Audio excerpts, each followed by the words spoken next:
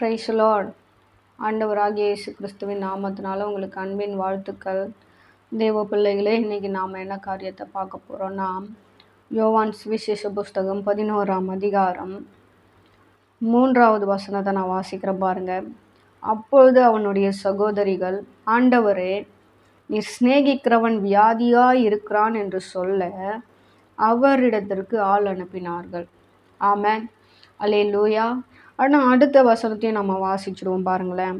இயேசு அதை கேட்டபோது, இந்த வியாதி மரணத்துக்கு ஏதுவாக இராமல் தேவனுடைய மகிமை விளங்குவதற்கு ஏதுவாக இருக்கிறது அப்படின்னு என்ன பண்ணுறாங்க, மென்ஷன் பண்ணியிருக்கிறாங்க. இன்னைக்கு நமக்கு கர்த்தர் இந்த வார்த்தையின் மூலியமாக கற்றுக் கொடுக்கிறது என்னன்னா, ஏன் தேவன் இதை அனுமதித்தார், தேவன் ஏன் என்னுடைய வாழ்க்கையில் இந்த காரியத்தை அனுமதித்தார், ஏன் இந்த டிலேஸ் அனுமதித்தார், ஏன் என்னுடைய வாழ்க்கையில் இப்படிப்பட்ட போராட்டங்களை அனுமதித்தார், ஏன் இப்படிப்பட்ட சூழ்நிலைகளை அனுமதித்தார்னா, அந்த இடத்துல சொல்லப்பட்டிருக்கு, தேவன் என்ன பண்ணாங்களாம், ஆண்டவருடைய நாமத்தை மகிமைப்படுத்தும்படிக்காக, இவன் மூலியமாக ஆண்டவருடைய நாமம் மகிமைப்படும்படிக்காக கர்த்தர் என்ன பண்ணாராம், இந்த காரியத்தை அவர் அனுமதித்தார் என்று சொல்லி நாம் வேதத்தில் பார்க்குறோம். நிறைய நேரத்தில் நாம் என்ன பண்ணுவோம்னா, நாம் ஆண்டவரை பார்த்து கேட்குற கேள்வி என்னென்னா, ஏன் எனக்கு இந்த சூழ்நிலை, ஏன் எனக்கு இந்த குடும்பத்தில் இப்படி ஒரு பிரச்சனை, ஏன் எனக்கு இந்த தாய் தகப்பனை தந்தீங்க, ஏன் எனக்கு இப்படிப்பட்ட ஒரு கணவரை கொடுத்தீங்க, ஏன் எனக்கு இப்படிப்பட்ட ஒரு சூழ்நிலை, ஏன் எனக்கு இந்த வாழ்க்கை, ஏன் எனக்கு இந்த கடன் பிரச்சனை, ஏன்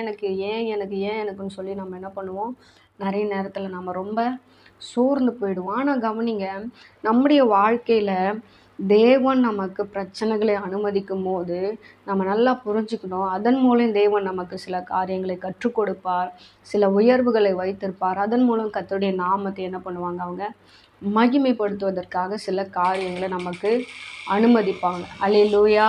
இன்றைக்கும் இந்த வார்த்தை கேட்டுக்கொண்டு இருக்கிற தேவ பிள்ளைகளே, நாம் ஆண்டவருடைய பிள்ளைகளாக இருக்கிறபடினால ஒவ்வொரு நாளும் நாம் என்ன பண்ணணும், ஆண்டவருக்கு உகந்த பாத்திரமாக இருக்கிறபடினால கர்த்தர் நம்முடைய வாழ்க்கையில் என்ன பண்ணுவார், அவருடைய நாமத்தை மகிமைப்படுத்துவதற்கு கர்த்தர் நம்முடைய வாழ்க்கையில் சில பிரச்சனைகளை, சில போராட்டங்களை கர்த்தர் என்ன பண்ணுவாங்க, அனுமதிப்பாங்க. அப்போது நம்ம என்ன பண்ணக்கூடாதுன்னா, நம்ம சோர்ந்து போகாதபடிக்கு நம்ம ஆண்டவருடைய கரத்தில் நம்ம நிற்போமானால் கர்த்தருடைய நாமம் நம்முடைய வாழ்க்கையில் மகிமைப்படும். அது மாத்திரம் அல்லாமல் இன்னும் கர்த்தர் நமக்கு என்ன பண்ணுவார், நமக்காக இறங்கி கிரியை செய்வது அதில் நம்ம என்ன பண்ண முடியும், பார்க்க முடியும்.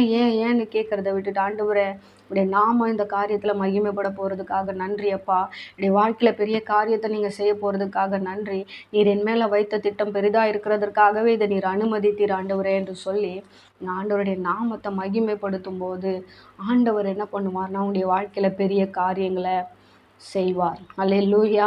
இன்றைக்கி பாருங்கள், லாசரு குறித்து நம்ம பேசுகிறோம். அந்த நேரத்தில் அந்த அம்மாவுக்கு இல்லை அங்கே அந்த சகோதரனுக்கும் கூட ஆண்டவர் இதை அனுமதித்ததுனால தான் நம்மளால் இதில் விசுவாசத்தை என்ன பண்ண முடியுது, பார்க்க முடியுது. அப்போது நாம் என்ன பண்ணணும்னா, இன்றைக்கி நம்ம கற்றுக்கொள்ளுகிற காரியம் அதுதான்.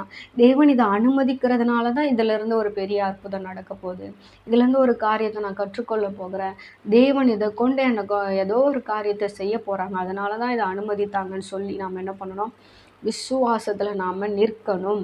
ஆண்டவருடைய வார்த்தை நம்பி நாம் என்ன பண்ணணும், நிற்கணும். ஆண்டவரை நம்பி நாம் நிற்கும்போது கர்த்தர் நம்மை ஆசீர்வதித்து என்ன பண்ணுவாராம், கனப்படுத்துவாராம். அல்லேலூயா.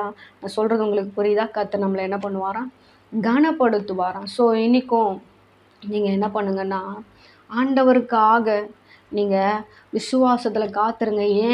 ஏன்னு கேட்காம நீங்கள் ஆண்டவருக்காக காத்துருங்க. ஆண்டவர் உங்களுடைய வாழ்க்கையில் பெரிய காரியங்களை செய்து உங்களை மகிழ செய்வார். உங்களுடைய கவலைகளை எல்லாம் மாற்றி, கண்ணீர்களை எல்லாம் மாற்றி ஆண்டவர் என்ன பண்ணுவார், வாழ வைப்பார் என்று சொல்லி உங்களை மனதார பிளஸ் பண்ணுறேன். கர்த்தர் உங்களை ஆசீர்வதிப்பாராக. தேங்க்யூ. God bless you.